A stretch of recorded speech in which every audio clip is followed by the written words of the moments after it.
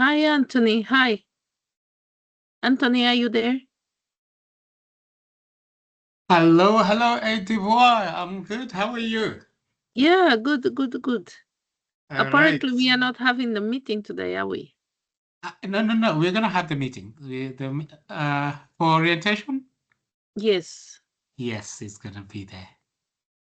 right. It's yeah. Because It's it not. was supposed to start like at No. It's seven starting in the o'clock. next 9 minutes. All right, then. Okay, so I was Yeah. early. Yeah. Yeah. All right, then. Thank you. I'll be Okay. waiting. Okay then.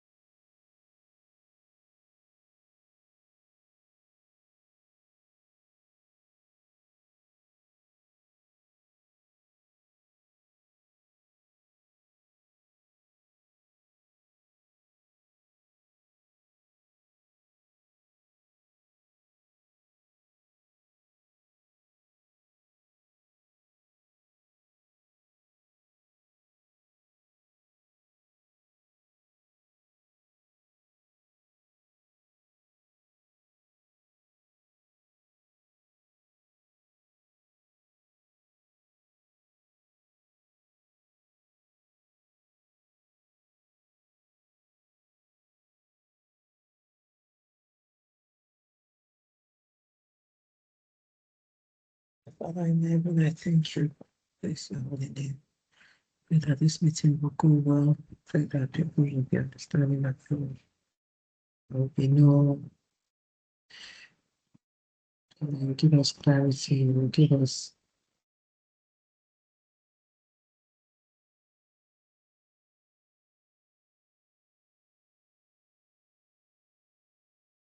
Good evening, everyone, and thanks for joining.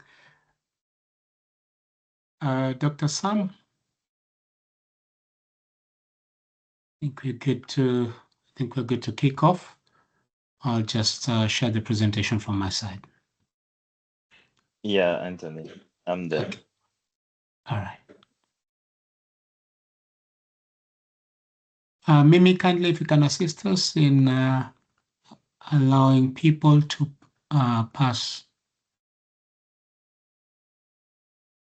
get access to the meeting hall, please.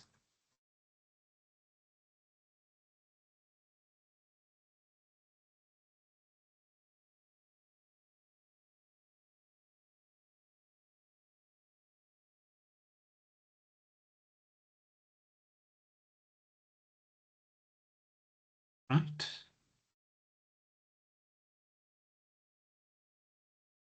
Okay. Dr. Sam, over to you.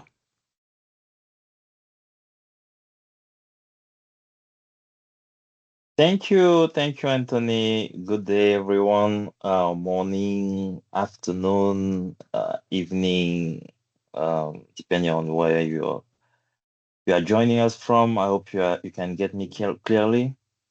Um, Welcome to our Sub-Saharan Africa chapter leaders orientation session. I think it's the second of this year. And it's an absolute honor for me to stand before you today to open this incredible session for our community.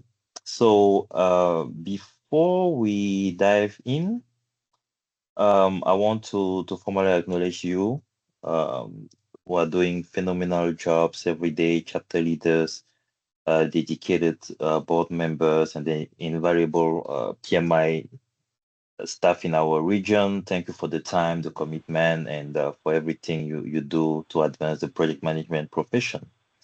Um, for today's session, we are going to focus on the mid-year update, as you can see, and combined with a strategic orientation. So for that, we are going to cover 5 major points. So we'll be, first of all, the welcome from the welcome address, and after the opening remarks, the welcome address from the MD. We have the community updates and membership insight. We have the PMI entrepreneurship program and chapter orientation and community enablement. Um, so, but before we go to the agenda, Anthony, if you can change, I would like to take a moment for some very important leadership recognition. I would like all of us to extend a massive welcome to and congratulations to our newly elected chapter leaders. You know, every year we have new elections and new leaders coming. I would like this time to celebrate South Africa. Please put some thumbs up for them, Mozambique, Tanzania, Cote d'Ivoire, and Senegal for the job they did during the past 2 years, and for some more.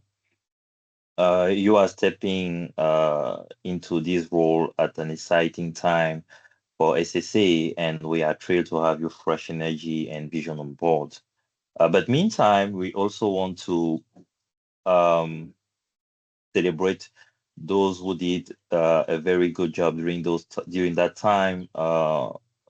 We I want to express my deepest appreciation and gratitude to our outgoing leaders for each of those chapters, for the exceptional service, sacrifice, time, and lasting contribution to the chapters. That they have done many things, and we can see all those things reflected in their reports, in their linking posts, etc. So thank you so much to what you have done, and please don't disappear. There are still a lot of positions at the regional level or global level. So please make sure that we stay in touch, that we continue to serve the project management profession. Just apply and then continue to serve SSA as much as possible. And I also want to thank those who already registered for the GSS in Cape Town. Your early commitment set a fantastic example, and we cannot wait to see the SSA region show up in the full force. So this said, as we begin, I invite you to bring your full energies. Sorry, my neighbor is doing some work. I hope it's not disturbing a lot. I invite you to bring some full of energy during that session. It's designed for you, for each of you. Don't hesitate, ask any question you have, stay active. Uh, don't hesitate to send your open and honest remarks, your keep the discussion on. And if you have anything that you want to share as experience, as story, as feedback, please don't hesitate to chat, put it in the chat. We have people in there that will be happy to respond to you. And this said, now let's move right into our first agenda item. Over to George, our managing director. George, you have the floor.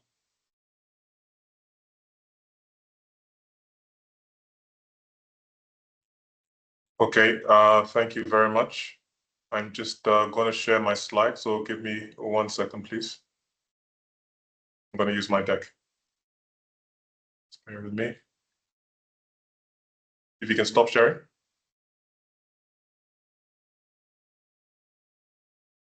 Okay, second.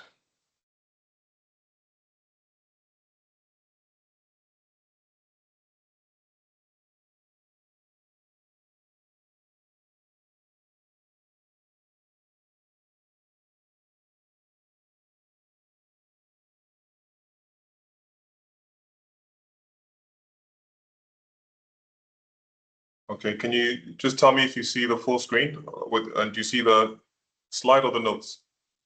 We can see the full screen. Yeah. Great. I'm just going to skip forward. Okay, here. All right. I will put my camera on as well. Okay. All right, guys. Thanks for that. I just want to, first of all, just welcome everybody once again. Thank you for taking the time to join. I also want to just recognize all the new chapter leaders that's been recognized already. I also want to recognize you myself as well. For anybody who's here for the first time, you're very, very, very welcome. These calls are meant to obviously be an orientation and essentially help everybody to really stay connected and share information and make sure that we're all going along the journey in the same way. I also want to say hello to those people who are not new. Welcome once again, and thank you very, very much for all your hard work. I want to say that this call, we're going to be giving general updates. It's a general update about what's new, and for the new people, what is old and ongoing, where we stand, things that are changing, and what's driving our region and our goals. But at some point towards the end of my update, I also want to talk about Cape Town and South Africa as well, because that is important. So general overview with some specifics is what I'm saying. But first of all, I just want to give a team update. So behind all of you, behind every successful chapter is a regional team that's committed to supporting you. That's what we're here for. We're here to support you as volunteers, you as chapter leaders, you as representatives of the profession on the ground. And so that's why we have this dedicated team, dedicated experts, people from the community side. So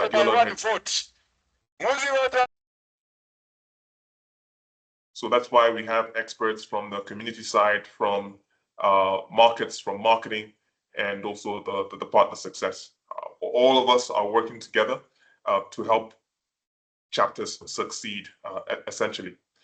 Your point of contact, as you know, and this is especially for the new people, your point of contact is the chapter engagement team. And I just want to encourage all of you also to get in touch with us as a PMI Africa team and push us as a PMI Africa team. As we're doing our work, we do the best that we can. We know that sometimes there are gaps, sometimes there might be misalignment, but we're open to feedback and we're open to communication. So please, please, please do give us the feedback and do communicate with us so that we can serve you better. In terms of communicating and alignment, the default system that we have in place to keep us connected and communicating is, for example, this is a quarterly call for all chapter leaders orientation. So of course, the objective is to orient us to make sure we're aligned. The second part of the system is monthly calls. So this is monthly calls between the Africa team and each separate chapter. So for example, the Angola chapter meeting monthly with the SSA team. And within the SSA team, the people who will meet the Angola chapter at that time are the people from the chapter engagement team, also together with the people from academic and marketing and B2B. So that's the system, that monthly chapters meet one-to-one with the full Africa team, so that any support that you need from any part of the Africa team, you will discuss it on that call. It's for visibility, it's to share success, to share plans, to get some help. And if I use the example of PSMs, the PSMs are the partner success managers. So that's the B2B, B2G government. This is where PSMs can, for example, share the companies that they want to work with you on, or the companies that they're approaching, or the government people that they would like to target or are already speaking with and want to give you updates. And so these monthly calls are really, really important for alignment and for actually execution as well. And then again, part of the system is the WhatsApp groups, the different dockets. Chapter dockets have WhatsApp groups by docket. So I know there's a marketing WhatsApp group. There's a VP Finance WhatsApp group. These are all meant to help us stay connected and communicating. And then of course there's a general WhatsApp group as well.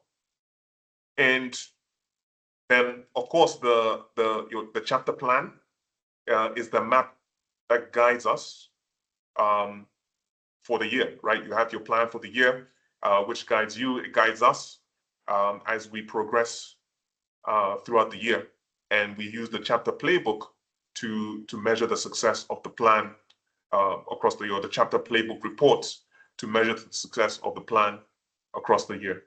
So this is the team as it stands today. It's a team that supports you. And of course, we're all part of something bigger. And that's the global PMI. Every chapter really contributes to the profession globally. We are growing really healthily as a profession, and it's not only about the numbers, but also about, in fact, more importantly, about the impact that we're seeing globally. We're seeing the profession being elevated. Profession being elevated means that project professionals being considered as more strategic and in more strategic scenarios or around more strategic tables. So the profession is being elevated globally. And you can see there by the numbers that actually these are quite significant numbers globally. So the work is happening. And the work that we're doing in SSA contributes to the global stage. Whilst, of course, this matters globally, we are locally, we have quite a bit of work to do locally as well. I have to say that our growth is strong, and it's strong. It's been strong from a low base in terms of numbers, but again, the positive thing is that we are seeing impact. And for example, we see governments and we see companies that want to improve their success by doing project management better, whether they want to make sure that their PMOs are set up the right way, or governments are thinking about how do they do capacity building. These are all conversations that were not happening before. So the fact that they're happening now means that actually all of us are contributing to something bigger than us. And we're doing something right, and we're doing something quite significant. So I want to thank you actually for all the hard work. Thank you guys, thank you chapter leaders for anchoring the profession. You're on the ground, you anchor the profession, you're ambassadors of the profession, and you're ambassadors of PMI. But bigger than PMI is the profession. And I think you all do a fantastic job. This would not be possible without you. So thank you very, very much. For those of us who are in Ethiopia, you remember we discussed numbers, and I just want to say, yes, in the global scheme of things, they are small, but trust me, they're growing really well, and that impact, we're seeing it more and more, like I just mentioned. Now, I just want to shift a little to the regional priorities. So the regional priorities are the things that will further unlock our growth. We've been talking about this throughout the year, and I want to continue highlighting it, because until the regional priorities become just normal BAU, that we don't have to think about them anymore, until that happens, we are going to keep working at it, because these are the things that help us to succeed. So first of all, it's brand awareness. And that is our number one priority. If people cannot see us, if people don't know how we can help them or the value that we bring, then we will not have the opportunity to make that impact. So brand awareness is our number one priority. Second is meeting people where they are in terms of payment. So this is localization. Already, as of January 2024, prices in most of SSA, all of SSA except 4 countries, prices are 30% lower than in the rest of the world. And those 4 countries that are not 30% in SSA, they are 20%, because economically they're a little bit better off. So that's the first stage of this second priority, the payments. The first stage was around the price. The second stage of this payment localization is the payment methods. And what we did end of last year, beginning of this year, we rebuilt the PMI backend payment platform. We got a new supplier, and that new supplier is able to accept more cards from Africa. So more local banks, the transactions are going through, and the bank card authorization rate has improved from 60% to more than 90%. So basically, quite a lot of bank cards in Africa were not being accepted before, but now with the implementation of this new payment platform, more than 90% of bank cards are being accepted. So that's the second priority, and we're going to continue on that second priority because we're still embedding. M-Pesa has been embedded, OPay has been embedded. We're doing more of mobile money integrations and other payment platforms over the next few months. And actually, in South Africa has a buy now, pay later technology, which we're going to also integrate there as well. This is all about making it easier for people to pay, transact. That's the localization. The third priority is getting governments and organizations to mandate and subsidize PMI certification. This is about helping drive the adoption of our skill set, project management skill set, and execution skill set, so that the skill or the discipline of execution is embedded throughout our countries. So that's helping for adoption. The fourth priority is increasing ATP and testing capacity to unclog the system. So the easiest way to describe this is assuming the first three priorities are successful and many people want to upskill themselves, do we have enough ATPs and enough testing centers to handle that volume? And I think we just experienced something like that with the exam change, where some people were not able to actually get testing space. Some people got testing space, and for whatever reason, some test centers on the day of the exam turned them back.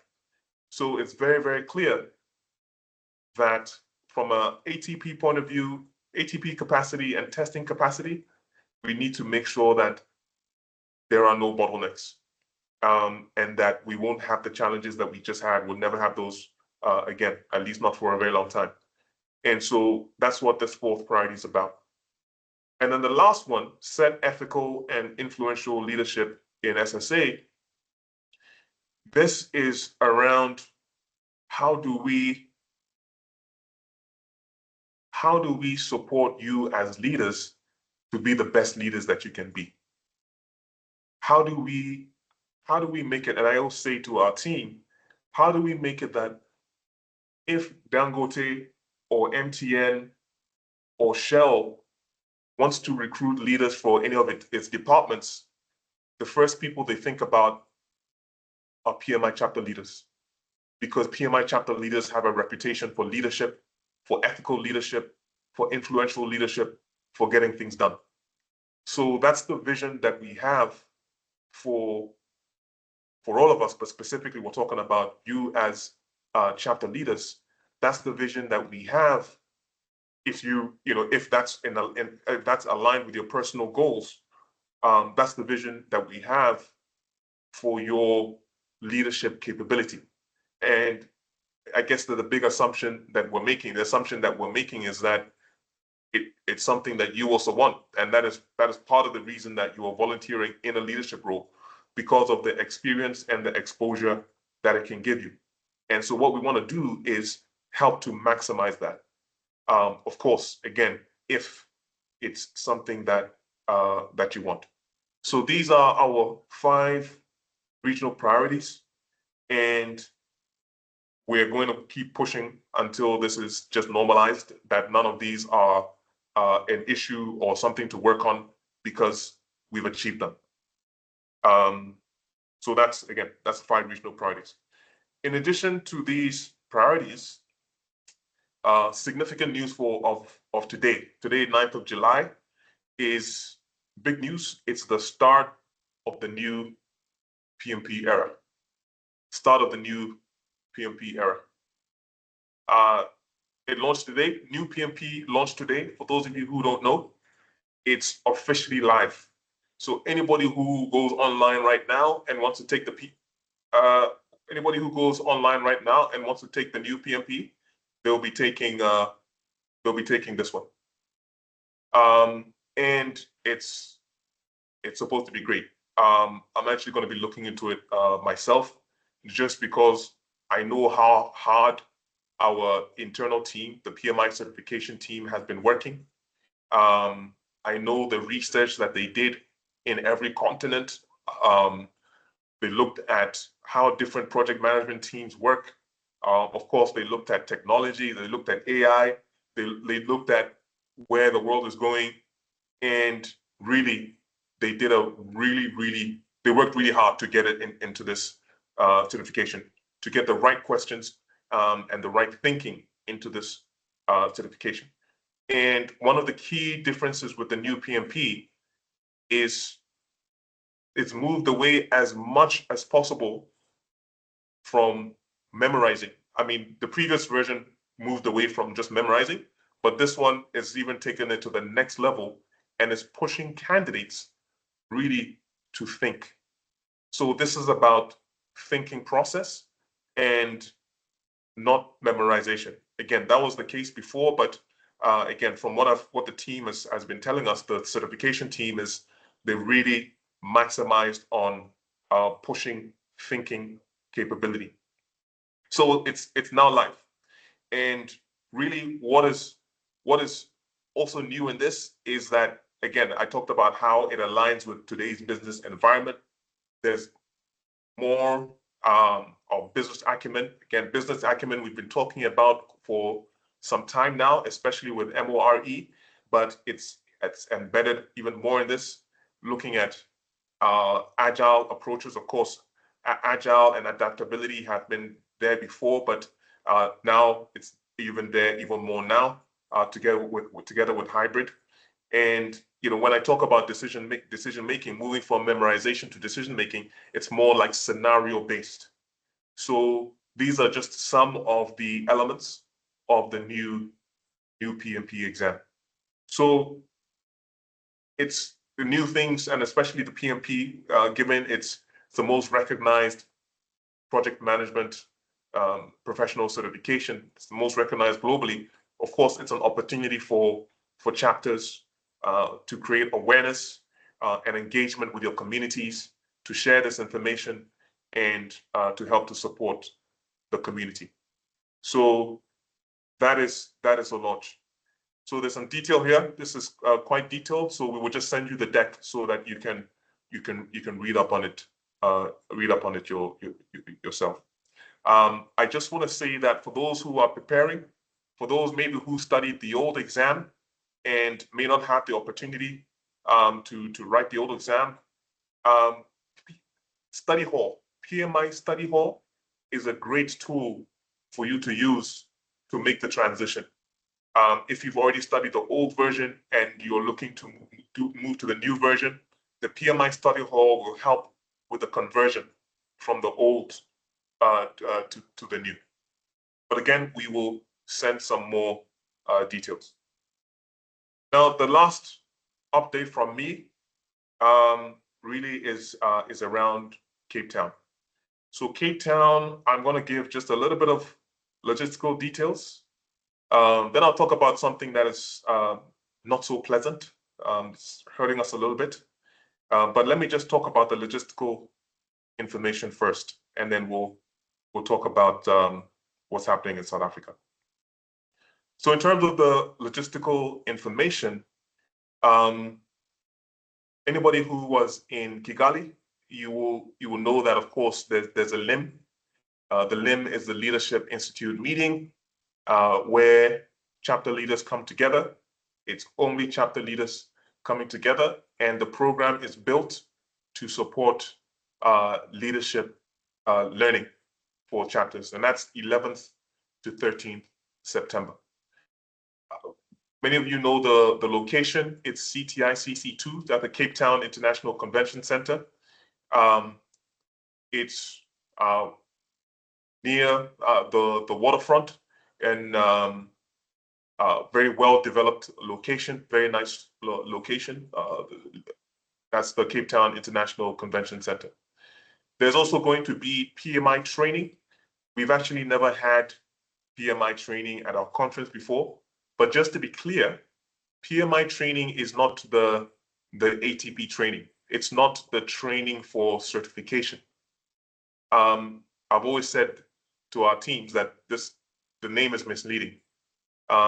It's that this PMI training is customized training done by specific experts. And so there are three topics that are going to be put on. And this is actually a separate PMI team. And this training is a paid training. So the three topics are: one is PMO, two is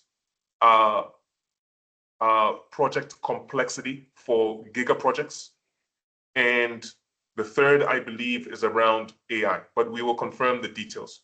So this PMI training, again, is not certification training. It's training on those specific topics, and it's paid. It's completely separate from the regular program that we all know. Third point is the council.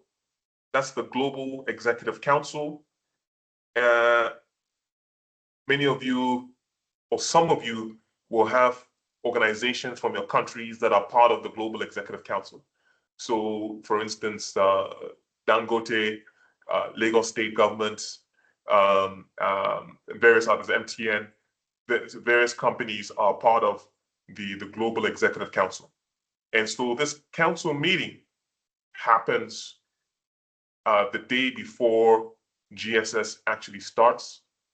And it's the people who attend the council meeting are the representatives from the companies themselves, and they have an agenda which is designed between them and the council, the PMI council team, which is based in the States. They are the ones who create the agenda, and it's so like one day affair where they have meetings and discussions on various topics of interest. Then we have the youth event. The youth event is happening in parallel the same day as the opening day. That's Monday the 14th. And the youth event is it's in the same building but in a separate room. So it's not combined with the main GSS. It's down the hall in a separate room. And we're expecting about 100 youth from different institutions in South Africa. And then lastly, we've got the main Global Summit series. And that's 2 days, 14th to 15th September. It's half a day less than we normally have. And normally we have 2.5 days. Unfortunately, we can't do the extra half a day because there's no venue in all of Africa that was available for the time that we needed for 2.5 days. And we really looked. And so this is down to 2 days.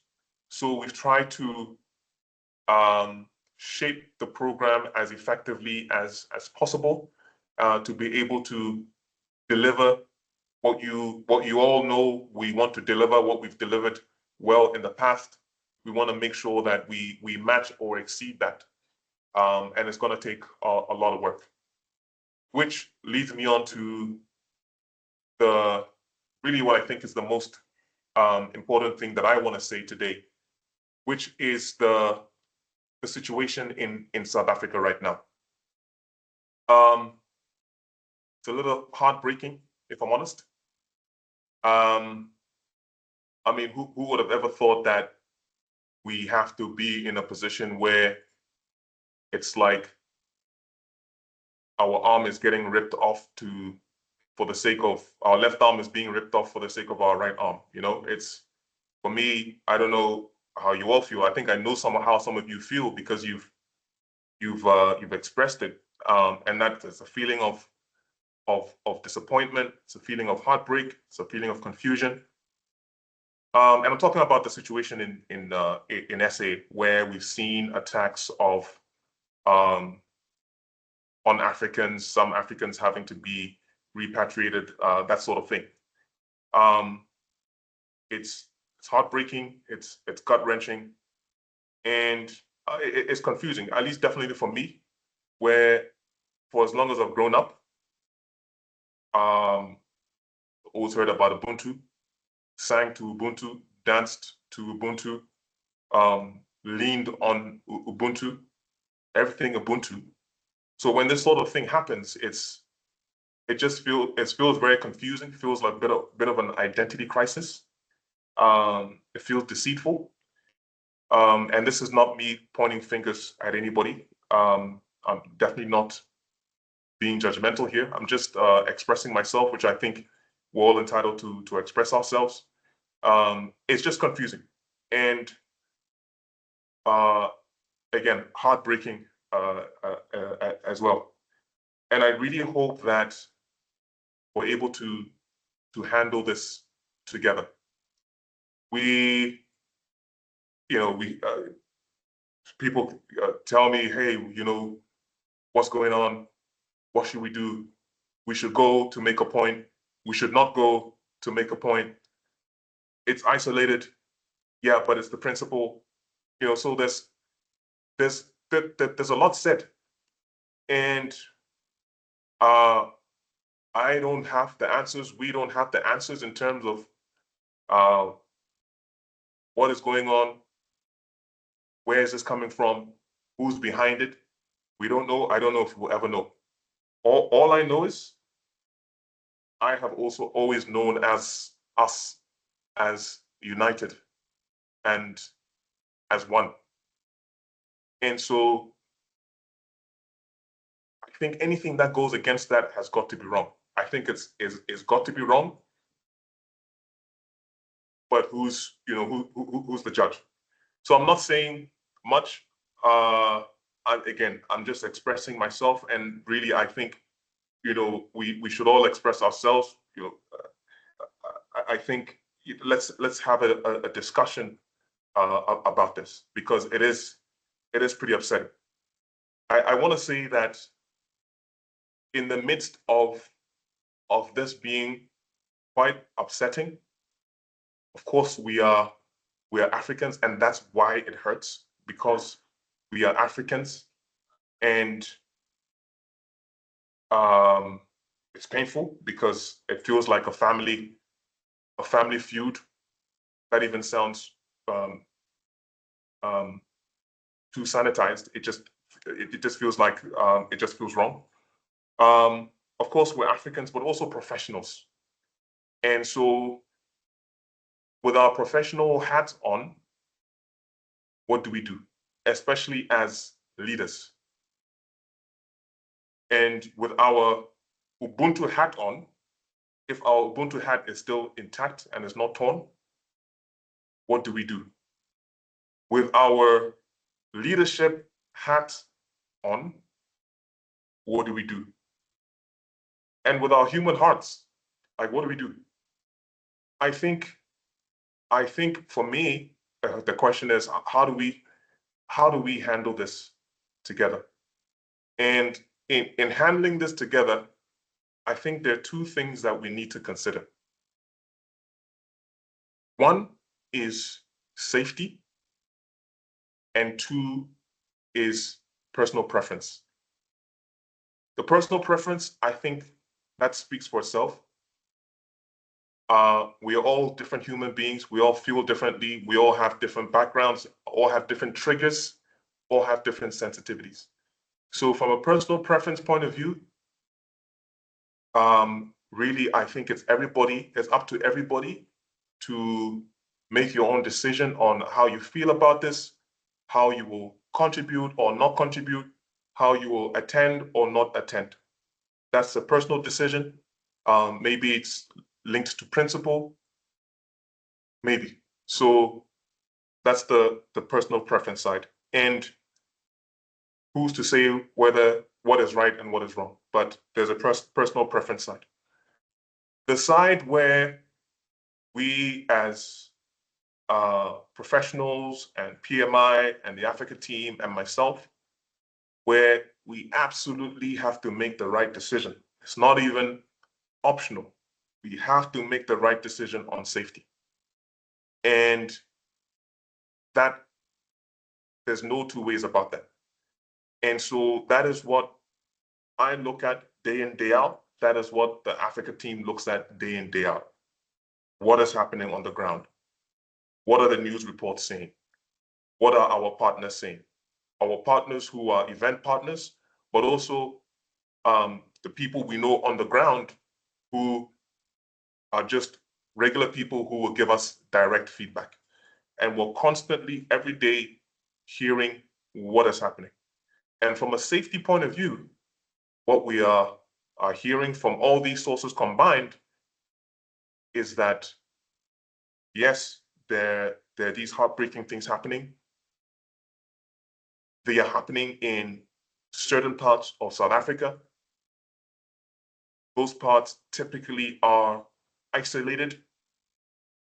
And when they are not, or when they happen in bigger forums like on the 30th of June, those are planned and legal. So these, I'm saying what we've verified on what we've heard.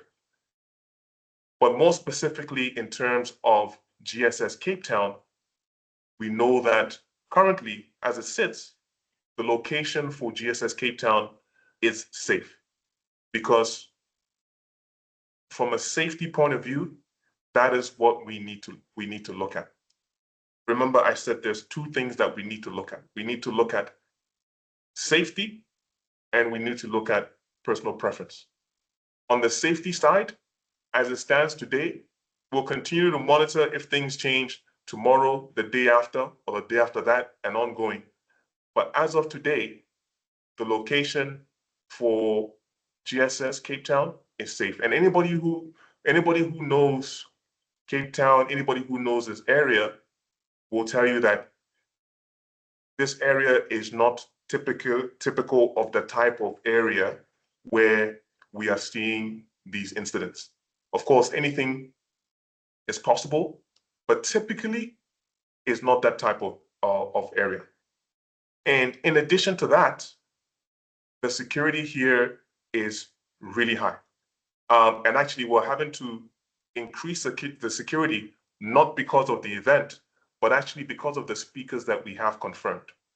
The Cape Town venue, they're so tight on security, they're so rigid that if we have a certain level of speaker, they increase the security, which they're going to do because we've just had some government officials confirmed.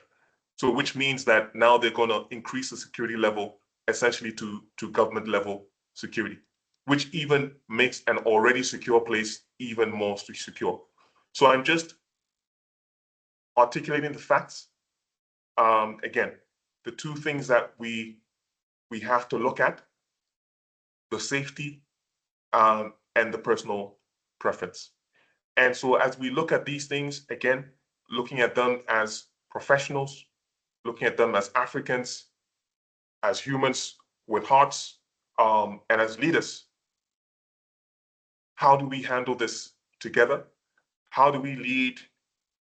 How do we comport ourselves? How do we come to a decision that we will be proud of, not only on 14th to 15th of September, 2026, but also on 14th, 15th September, 2027, 2030, 2040, and years after that, that we know that we made the right decision for ourselves and for Africa.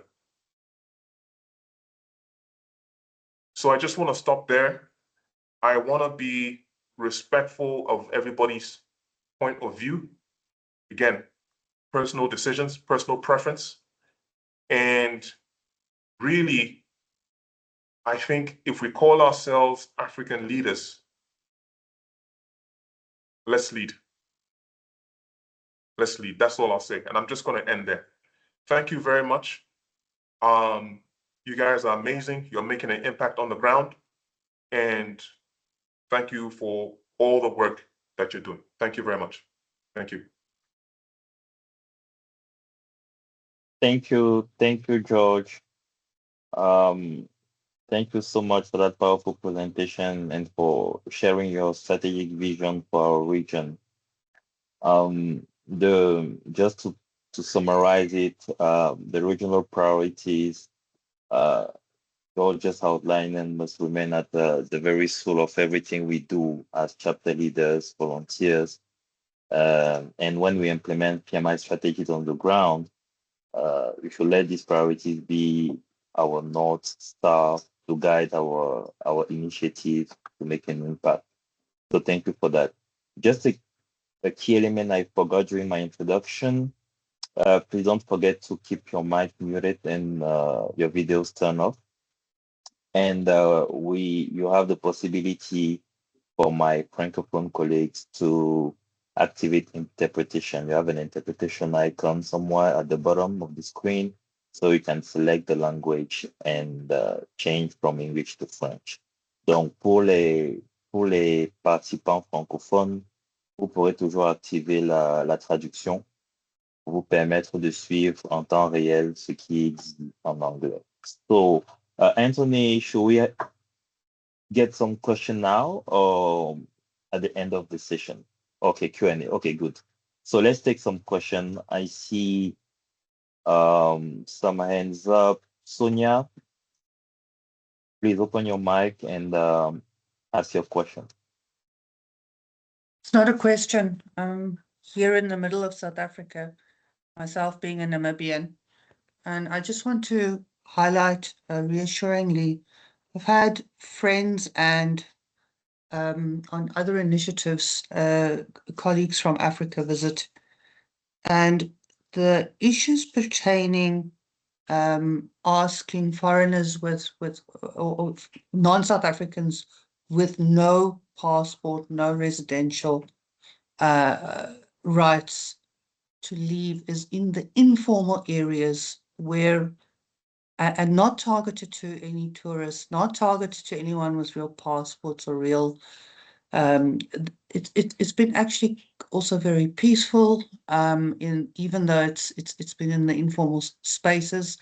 And I have personally seen that, coming myself from Cape Town, having property there, family there, from Joburg and many of the areas where perhaps some of you are considering visiting, that there is absolutely no, it's not a culture thing. The major concern that came up was that South Africa had low job opportunities and South Africa had poor infrastructure support, but there was an excessively high amount of people that came into the country, residing, living without the right legal documentation obtained. And I'm not saying that the way that it's handled is correct or anything like that. But all I can say is myself, other non-South Africans that live and reside here, we've been fairly peacefully, and I'm talking about someone who's just been into Randburg. My hairdresser's from Nigeria. She has a hair salon there. Randburg is not a posh area, so it's in a very informal settlement where someone without a visa is perceived as taking away the opportunity from someone else as having a spaza shop, and it's sad. It's very sad. But I can also see that I haven't seen it creating a danger to anyone that is visiting.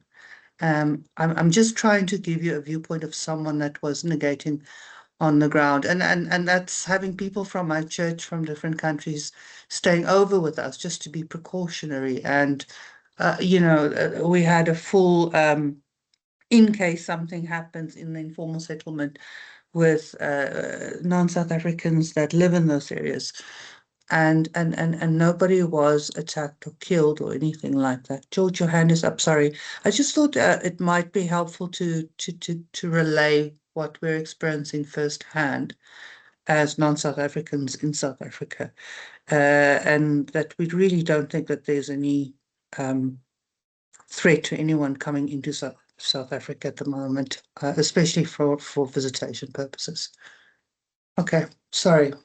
It's okay. Don't apologize, Sonia. And thank you very, very much for saying that. I think that's very, very valuable. This is the same thing that I've heard, that we've heard, which is on the point of safety.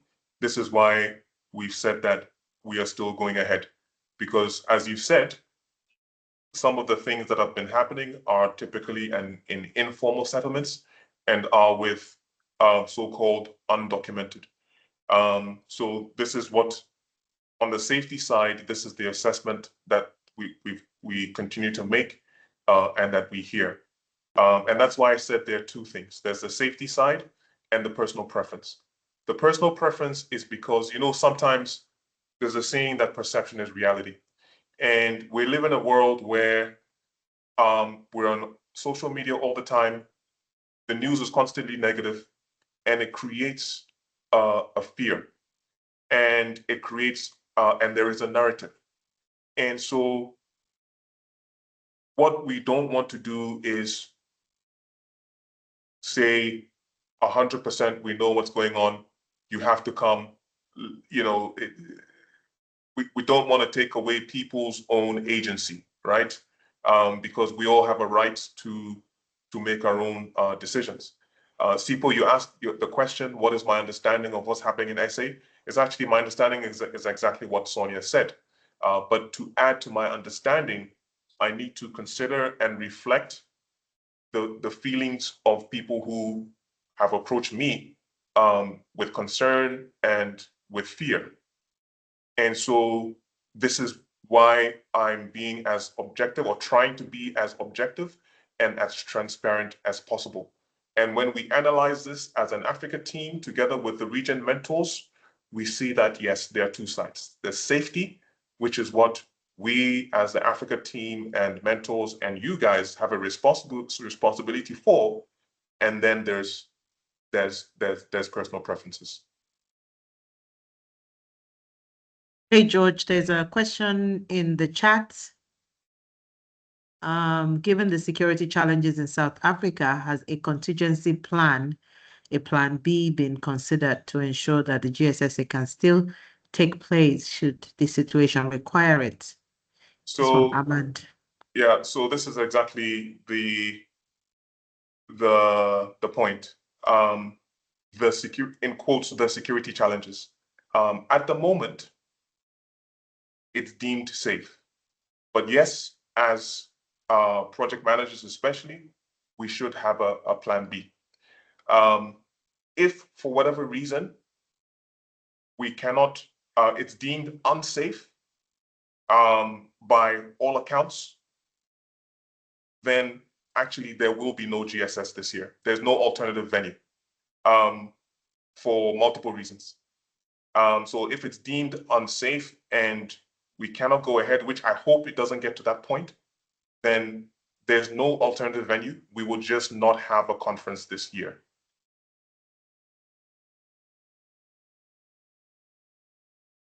Thank you, George. Thanks.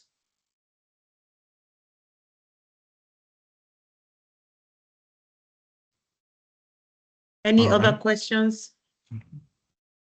Anthony, go ahead, please. Okay. Due to time, if you have any other questions, feel free to post on the chat option, and we'll sure be able to address them. We're now going to move to the next section where our head of community, Adiola Kande, is gonna lead us. Over to you, Adiola. Thank you.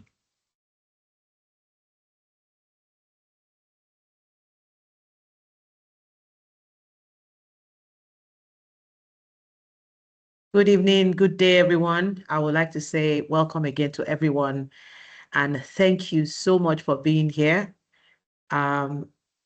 I can't speak without appreciating all our chapter leaders. I know it's been said by Sam, by Dr. Sam, it's also been echoed by George, but we truly do appreciate you for all the work that you do on the ground, for being the leaders that you are, and for upholding the standards of PMI across the globe. Thank you, and thank you again. Thank you thank you to all the joining new leaders, and thank you to all the old ongoing leaders. We cannot stop saying that. We continue to appreciate you for everything that you do. Having said that, I will go to my next slide. So I'm going to talk about community updates and some membership insights to see the state of our community. Now, I know that George has shared what the global community looks like. So now we're just spotlighting what our SSA community looks like at the moment. We have 30,000 members, 30,000 plus and counting. I think that deserves a round of applause to all of us that are doing the work on the ground. Thank you so much. This is a great effort by everyone, and we truly, truly are growing. Our community is strong. Our retention rates needs to keep going up. It's a little not where we want it to be, but I just want to let you know that we will continue to monitor the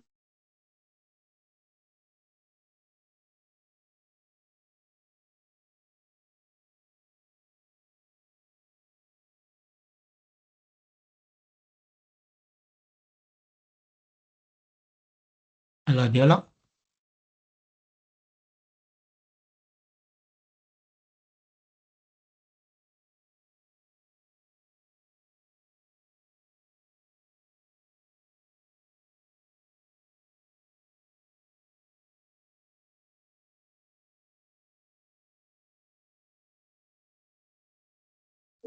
It seems Adela might have. Hello, Adela. Yes, we lost you there for a few seconds. Yeah, Yeah. I needed to change my device, but we'll carry on. I hope you can still see me, but either way, I'm still going on. So just please pardon that network issue. Okay. So what I was saying is about our community. Our community is strong. We have student membership that is growing. We're making a lot of progress, but that is an area that we're still spotlighting.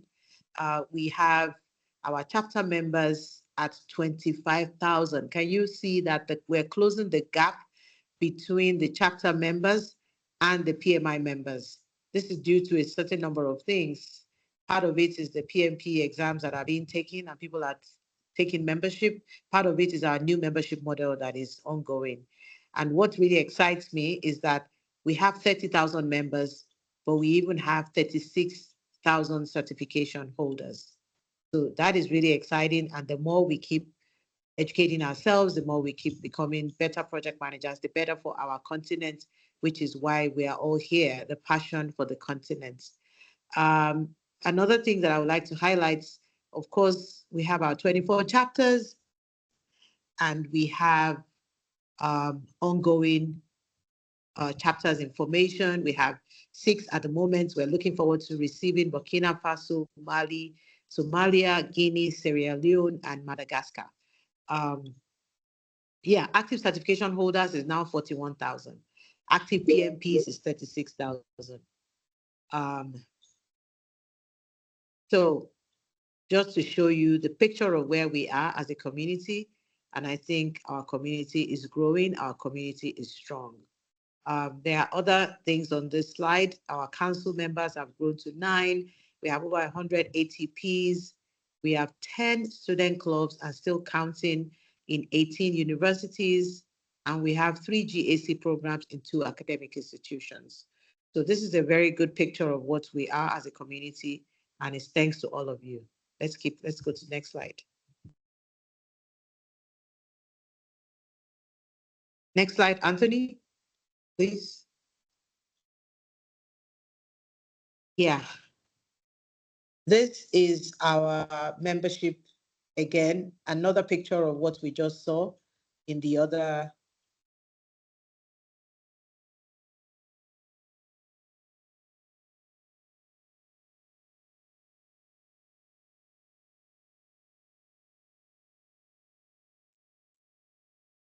Can you hear me? Okay. Yes. So, okay. So here we have our active members, 30,000 plus, unique chapter members, 24,000. We have new membership growing constantly. We have our retention rates, which is dipping a little bit, but we hope that we can get it back up as quickly as possible. If you look at the rolling retention rates, it's an upward trajectory, but now it has flattened out and just a little bit of a decline. But we hope to be able to correct that as chapter leaders and as the part of the regional team. Let's go to the next slide, please. Next slide. So just to show you some of the pictures and the visuals of where we are as a community. Next slide, please. Okay. This is our metric, membership metric again, in another form, in another visual. So we have the orange line, which is our 2026, our current year. We have 2025 in purple, and we have 2024 in blue. If you look at the first slide to your left, you will see that the blue is the lowest, the purple is midline, and now the orange is way higher, and that is how we are now at 30,000. So we are doing well as a community, and we hope to keep growing.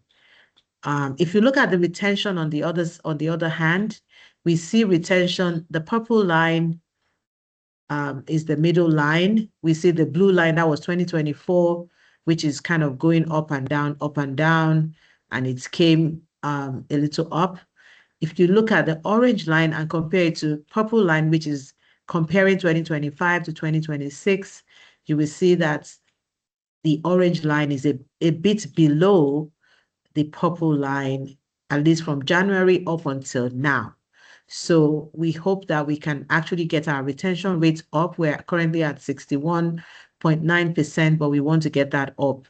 At least we can see that last year we had up to 68.43% by the end of the year last year. So this year we're looking to increase our retention rate even higher to be in the 70s. So this is something that I want us to take note of as chapter leaders. Let's go to the next slide, please. This is another graph that is showing the gap between chapter membership and chapter retention. On the left-hand side, again, is showing our active memberships for chapters, which is at 25,483, and it's been climbing from January up until now, and it's way above where we were last year, which is the purple line that goes from January and peaked last year at the end of last year at 16,000. So we moved from 16,000 at the end of December of 2025 to 25,000 chapter memberships in 2026. I think this is encouraging for all of us and should keep us encouraged and inspired to keep doing the work because we can see the results.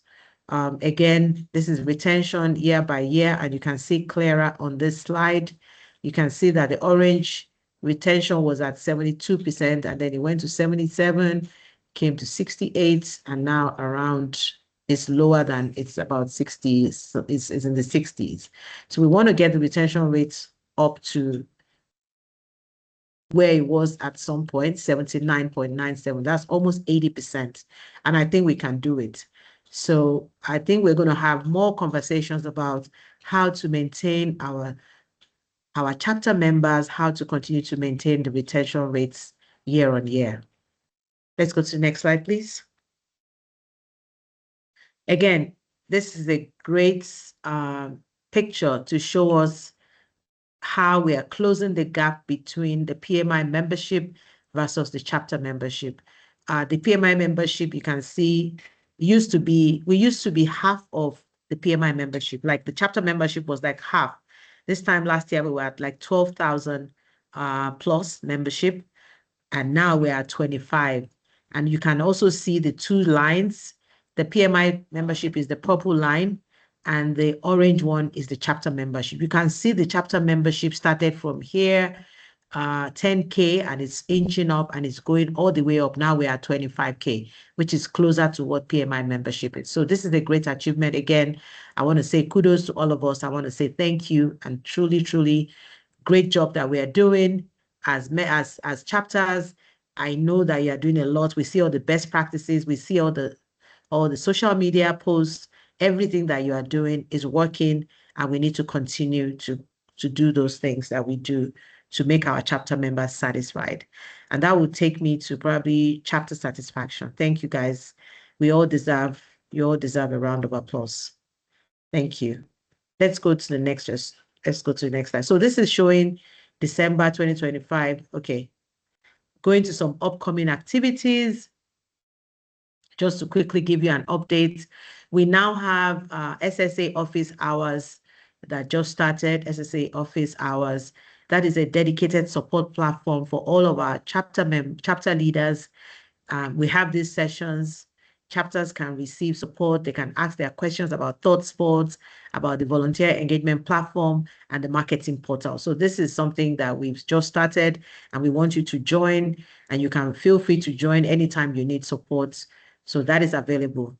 There's also something that we're planning for the next half of this year called the Content Innovation Platform Marathon. The Content Innovation Platform is a strategic initiative that PMI is doing, and it's a lot of things that we've been doing in the past, but now put together as the Content Innovation Platform. It includes social impact, sustainability, PMO, and so on and so forth. AI is part of it. There are all the new initiatives that we're focusing on as an organization. And so you'll be hearing more about this. We're going to be doing webinars weekly to talk about the CIPs, and we expect that you will also help us to broadcast this to your chapter members so that everyone can take part in it. We have the Leadership Institute webinars. A lot of webinars are coming up that are going to be delivered from our Leadership Institute. Another exciting thing that is coming up from the Leadership Institute is our Advanced Chapter Leadership Program, and that will happen during the LIM session in Cape Town. We also have different community marketing and engagement webinars that are ongoing. There will be PMI-led campaigns, chapter toolkits, promotional resources from the marketing portal, tools that we need to use will be shared with you. You'll be trained on these tools to help to grow and retain our members, to build partnerships across our region, and to align all our efforts with our PMI content innovation platforms. Yeah. Of course, we have our PMI event, our flagship event is coming up, as George has mentioned. We have the LIM, we have the Global Summit Series, and we really, really keep our fingers crossed that all will go well, that we'll continue to be safe, and that we'll be able to attend this event this year.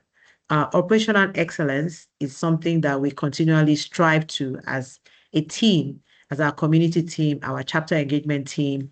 We want to continue to help you. We want to continue to support you to drive chapter effectiveness through consistent adoption of our chapter playbook, which is our monthly reporting tool. We know that some chapters are not yet adapted to this as much as we would like, but we are here to support. Please, if you have any issues with the chapter playbook, reporting, if you need any support, we are all here to help you and to assist to make sure that the playbook is something that becomes normal routine and habits for us, so that our standards, our processes are standardized and we can keep going. Next slide, please. Next slide, please.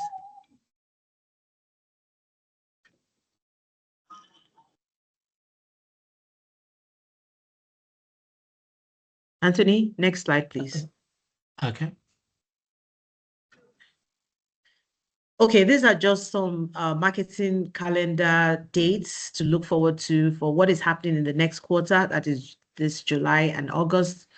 We have some dates there.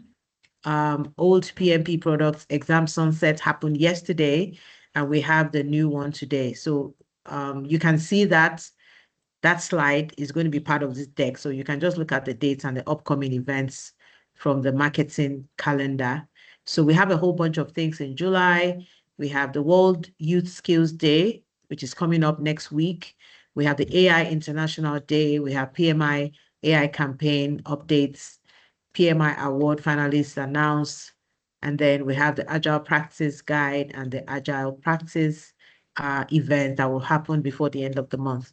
And then, of course, in August, we're looking forward to a more masterclass initiative. Let's keep going.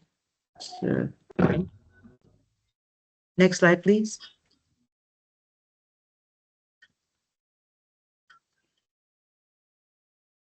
So next we go to our CSAT. Our CSAT is community satisfaction.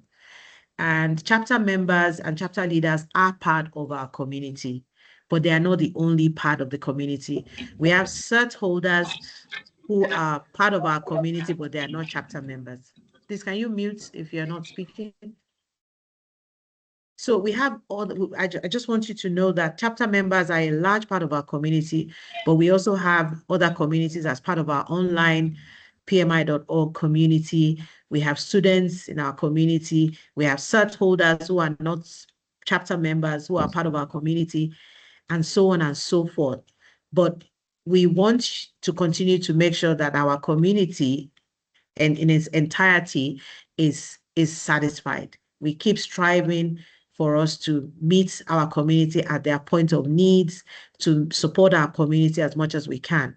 We're doing great this year so far, because this last month we were at 86.2. Now we're at 87.2 community satisfaction year to date. The whole of last year we were at 83.6. And we hope to continue in this trajectory till the end of the year. And we also have something called intent to stay. For 2026, we're at 90% people that want to continue to stay in our community because they want to continue to engage and they are enjoying being in this community. So all of us are doing the work to ensure that these scores keep going up.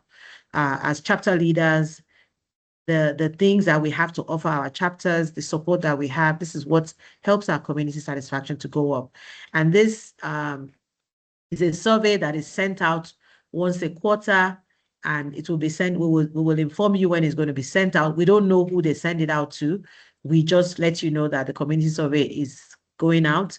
If you happen to be one of those people surveyed, we want to ensure that we're serving you enough for people to be satisfied and for our score to keep going up. So again, this is our joint responsibility. This is our joint efforts. We continue to depend on you. We continue to rely on you as we try to do our best to support you so that we can provide the support for the community, the satisfaction that our community needs as a whole. I'm just going to show my last slide. Next slide, please. It's just a snapshot of our community satisfaction. Again, now holding at 87.2, which is a little above our target. We want to continue to hold that target.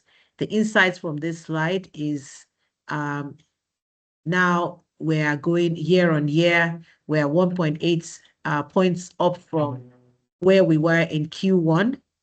And so this is, again, a great win for all of us. The attributes, recognitions, roles, meaningful connections, these are things that make up the satisfaction. Influence over the community fell. So we have a mixture of different attributes that contributed to these figures. Satisfaction is anchored by learning, professional growth, and support. So what we've seen in this, when we looked into this insights, is people want to learn. People want to have professional growth and support. People want to be satisfied. They want to have network. They want to be able to take their professional exams.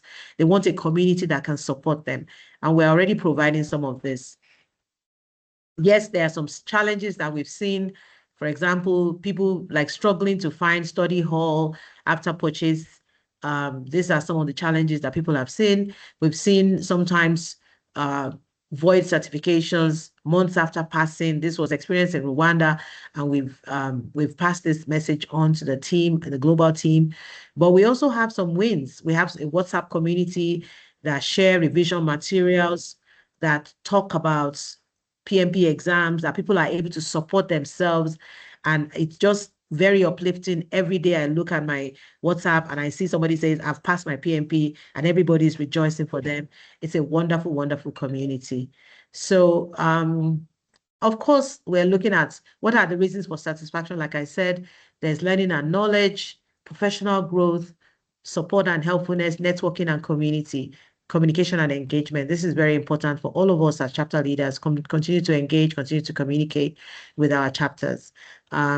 Some reasons that we found for dissatisfaction, poor community supports, sometimes for some people, cost and value concerns. Cost is always an issue for us in our region at the moment, even though the cost has been reduced for us. Is always still going to be an issue, but we're trying to manage that. Platform, sometimes technology issues, those are some of the reasons for dissatisfaction. Our areas of improvement is we're trying to fix the portal payment issues, like George has said in his speech. That is ongoing. We are trying to make the certification more accessible and more affordable, also more rewarding for our volunteers. Yeah, so with that said, I think I've come to the end of my presentation. This is a long meeting, so we want to keep you as quickly as possible. We want to keep you, but thank you again for listening. Thank you for being here. Thank you. Thank you very much, Back to Adiola. you. Yes. Thank you, Adiola. Really appreciate. We'll move to our next segment. Joanna Baido, our Youth and Academics Lead, to take us through the PMI Entrepreneurship Program. Joanna. Hi, thank you, Anthony. This is just a short and quick update from me. As many of you may know, at the start of this year, the PMI SSA team, started an intentional journey with the PMI learning team in pursuit of trying to understand the gaps and the needs of our youth audience so we could better serve them. The outcome of this is the development of the new global entrepreneurship course. In case any of you are not aware, PMI is developing a practical entrepreneurship course, which is designed to help entrepreneurs turn their ideas into action. If they're already existing entrepreneurs, the intent is to strengthen their businesses and apply simple project management practices in ways that are useful, accessible, and immediately actionable for them. Although the course is being designed for a global audience, we from within the region wanted to ensure that the African voice is reflected throughout the product.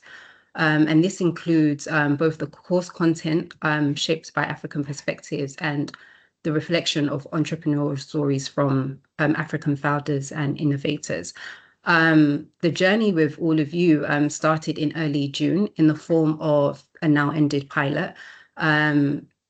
Thank you to all of you that did participate and contribute to this pilot, because all your contributions did make a significant difference, as the pilot report that we've received reflects that there was exceptionally strong feedback from participants across the region, with Africa contributing, I think, 47 respondents out of the 119 that we had participate in the pilot, and this is also an achievement in terms of the higher relevance and usefulness in terms of the scores across the global average. Overall, 96% of African participants said that they would, or they were most likely to recommend the course, with 91% of them feeling that the assessments within the course accurately reflect the entrepreneurial need. Those that did participate in the pilot particularly valued the practical tools, entrepreneurial tools captured within the course, the financial literacy content, the consumer validation approaches, and I think growth planning frameworks. The main recommendation was to see if we could include more African business examples. I think it was also more video-based learning and more deeper financial management content. All of this to say that this is reinforcing both the demand and the relevance for this offering in the region. So all that being said, we're still on target with the aim of launching this product. Although being a global product, it's going to be launched at the Global Summit in Cape Town this September. So from now till then, that is what we will be focusing on. So if there's any kind of ideas to help us promote the program, or if there's anything you would like to support in terms of the planning for the promotion of this, then please do feel free to reach out and share any suggestions or thoughts you may have. Until then, I guess stay tuned for more updates. And this is all the updates from my side. Thank you all. Thank you very much, Joanna. All right. So next presentation will be by me, the chapter engagement manager, and we're going to be talking about enablements and chapter operational items. So we are at a very exciting point this year, whereby our annual planning documents will be automated, and this is coming soon. So PMI is actually introducing an annual plan automation solution designed to simplify the planning process and improve consistency and enhance the chapter planning experience. So the solution is being developed with inputs from regions, region mentors, and even our chapter leaders.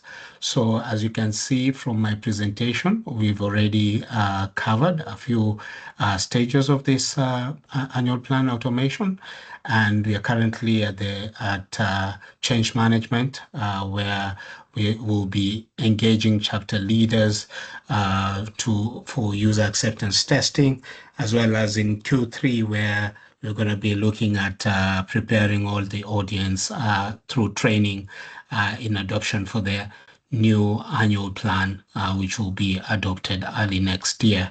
So stay tuned for this. This is going to be really exciting and quite an excellent experience. And this is out of the feedback that we've been getting from most of your chapter leaders in terms of making it easy and automating our PMI resources.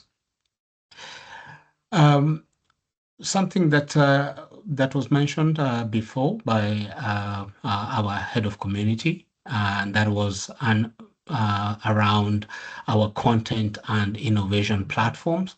And as earlier mentioned, these are strategic communities of practice that turn industry trends and member expertise into high impact content, knowledge, products, and thought leadership that position PMI as the leading authority in these areas. So we have at least 8 CIPs, and each SIP has its own leader, and also we do have volunteers who are actually supporting us in some of them.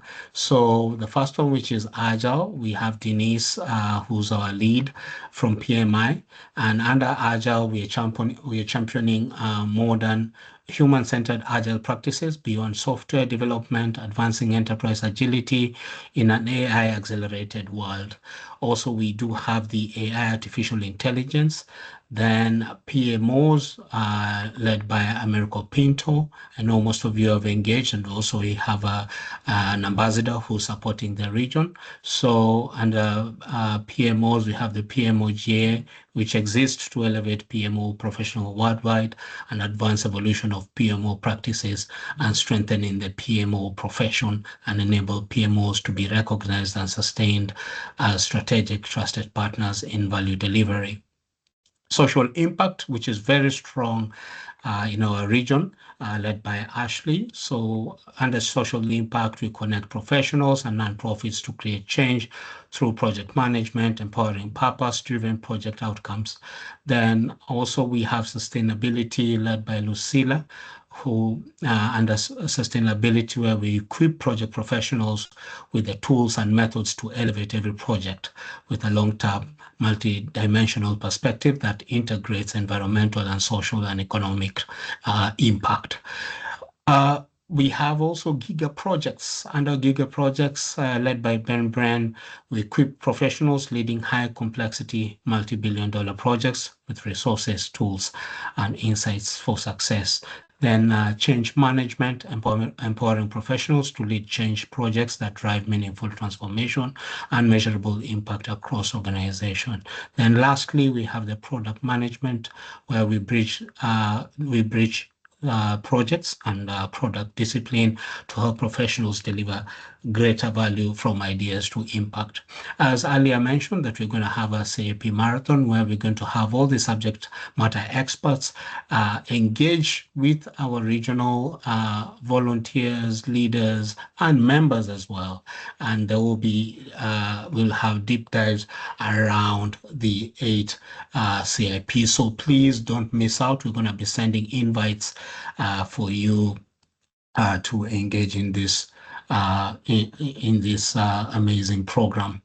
Some of the products, PMI certifications that are covered under the CIP, we have the SAP, the CPMAI, the CP, OCP, and GPMP. So how can chapters leverage CIP? So a chapter works with the content and innovation platform by promoting awareness, e.g. webinars, collaborating on content, e.g. study groups, and engaging with CIP communities who are examples of CIP communities are our ambassadors in the region. And during our marathon, CIP marathon, we'll also have our ambassadors there to present so that we can also learn in terms of what they're doing within the region. So key components of participation: promoting awareness, ensure you're hosting or supporting webinars, events, or communication that highlights IP topics. Also collaborating on content, working with others in terms of study groups, working groups to create or review or share content related to CIPs. Also engaging with communities, participating as ambassadors, joining CIP community activities, or contributing to discussions and initiatives.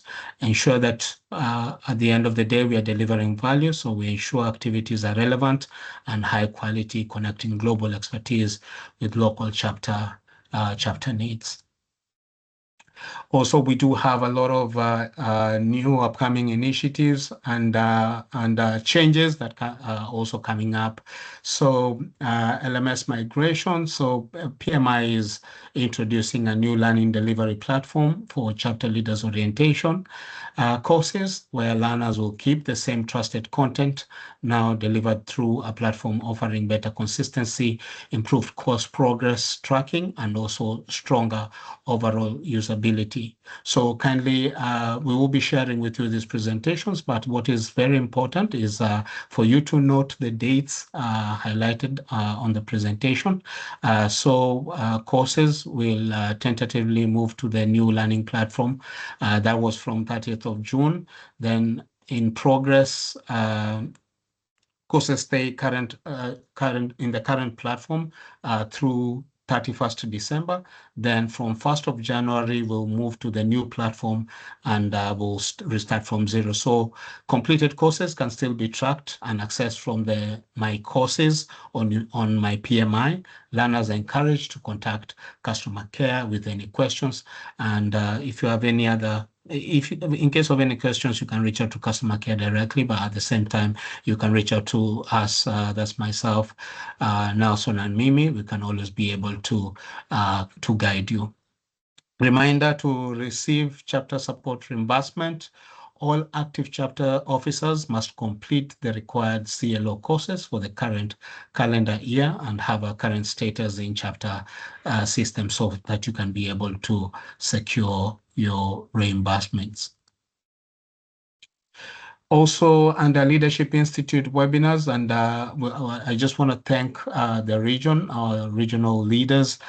We've been having quite a good attendance in terms of our Leadership Institute webinars, and still we have more upcoming webinars. So one of them, I'll be sharing some of those webinars.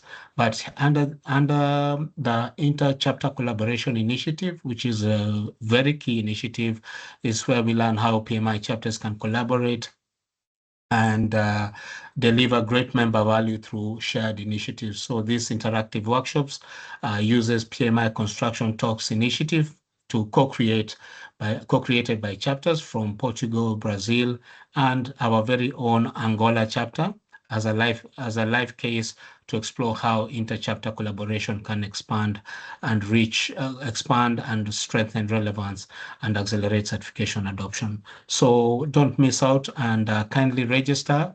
There's a QR code there. Kindly, if you can scan it and register for the event that will be upcoming in around 12th of August. Sustainability. So sustainability isn't just environmental anymore, it's social impact, people development, and business resilience all at once. So on 31st of August, we're going live to unpack what that means for leaders driving it forward. So the conversation ties directly to our new certified sustainable project profession, credential, and how it's shaping smarter and more adaptive organizations. So kindly, if you can also register for that event, which will be taking place on the 31st of August.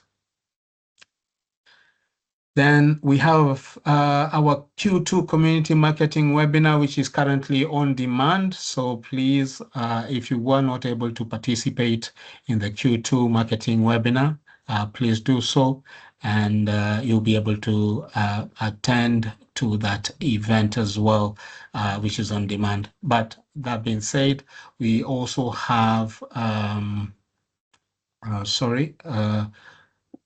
we also have our chapter mentorship guide, which is also very key. So the chapter mentorship guide helps chapter design and implement effective mentorship programs that strengthen leadership, support member development, and foster long-term engagements.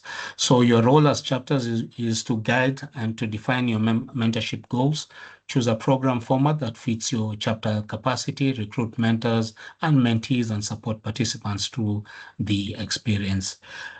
Resources available, we have chapter mentorship guide, the mentorship program welcome deck, mentorship program activities, and customizable quote graphic templates.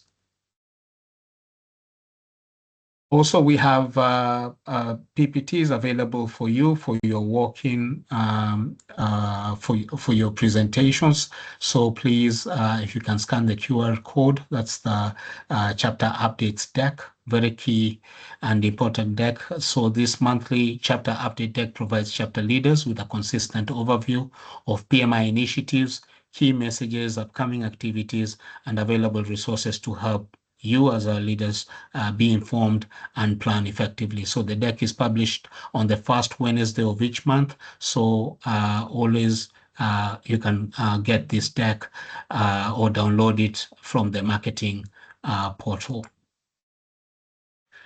Also, we have the chapter event walk-in, walkout slides. Also, you can find that on the marketing portal. We will be sharing with you the slides, so you'll be able to access those materials.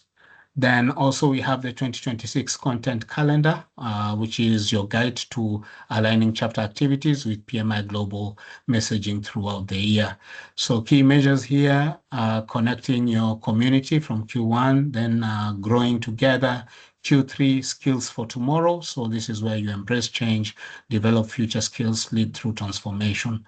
Available resources, 2026 content calendar, quarterly themes, monthly breakdowns, key moments, events to promote, products and thought leadership to know about, and programming ideas. So step up to deliver more. Key resources, narrative framing for members, key messaging. Another key resource is the Nominations and Election Chapter Leaders Guide, which has been refreshed and is now available in the chapter system.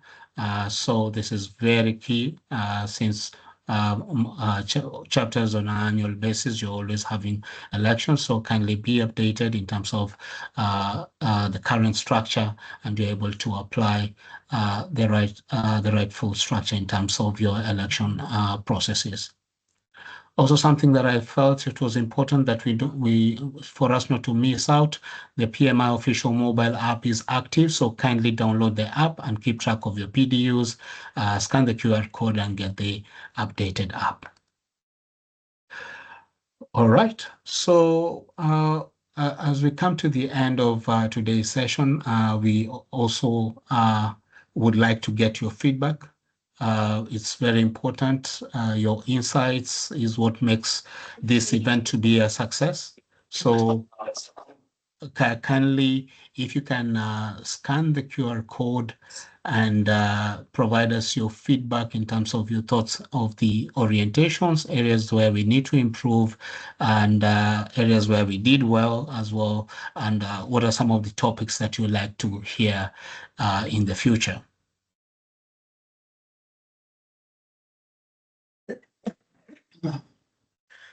So we've come to the end of today's orientation, and just to summarize in terms of what we've heard from our team, Want to first and foremost, once again, appreciate and welcome all those new leaders who've joined us for the first time, and also our current leaders. We also got the opportunity to hear from our managing director. And one of the key items that came out was regarding our communication, and which is very key. Our monthly alignments, engagements, our orientations, our quarterly orientations, our groups where we always keep consistent communication. So kindly let's continue engaging in that front. We also got to highlight in terms of the regional priorities, also still from our MD, and hearing from our region mentor. Let's continue using our regional priorities as guides in terms of our initiatives that we're executing within our region. Also, we want to congratulate the whole region. We've had a very good half of the year, 6 months, whereby we've managed to actually hit the 30,000 mark of PMI members in the region, and actually 25,000 chapter members in the region. So kudos to everyone. Also, as you've seen in terms of the CSAT as well, CSAT we are doing quite well, and this reflects the great work that you, our chapter leaders, are doing in terms of value delivery. So we want to appreciate you for that great work, and looking forward to the remainder of the year, that we can keep up the same spirit and continue delivering value to our community. With that, we've come to the end of our session today. I want to thank everyone and wish you all a great evening. Thank you.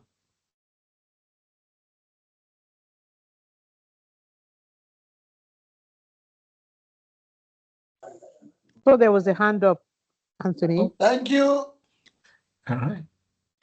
Okay. Yes. Thank you. Yes, Armand. Yes. Okay, thank you, colleagues.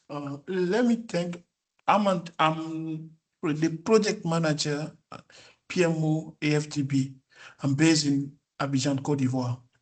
Let me thank our regional leader for its partnership with international financial institutions like AFDB.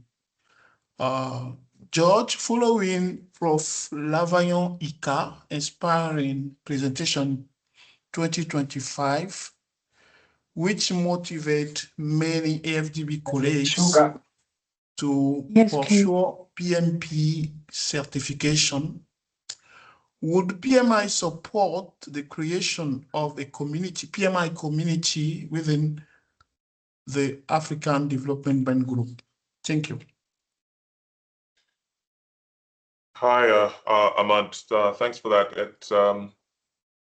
Yeah, that's a great question, and it's so good to hear that Professor Ika's presentation last year was impactful. That's really good. He's quite phenomenal. The answer is yes. We absolutely would love to do that together with you, of course, the chapter, Côte d'Ivoire chapter. You said you're in Côte d'Ivoire, right? Of course, yes. Yes, exactly. So together with you and the Côte d'Ivoire chapter, for sure. So let's work on it. We'll take your lead. Yeah, but we can. Good. Thank you.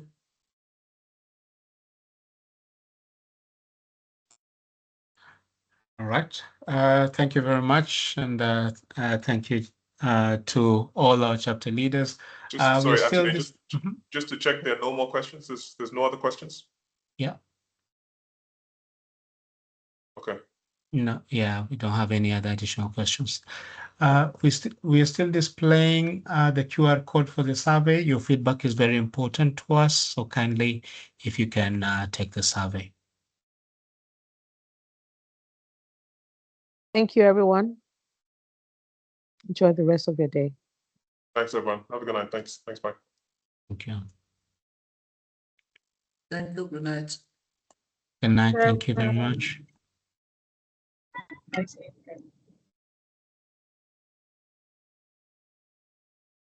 you. Thank you, guys.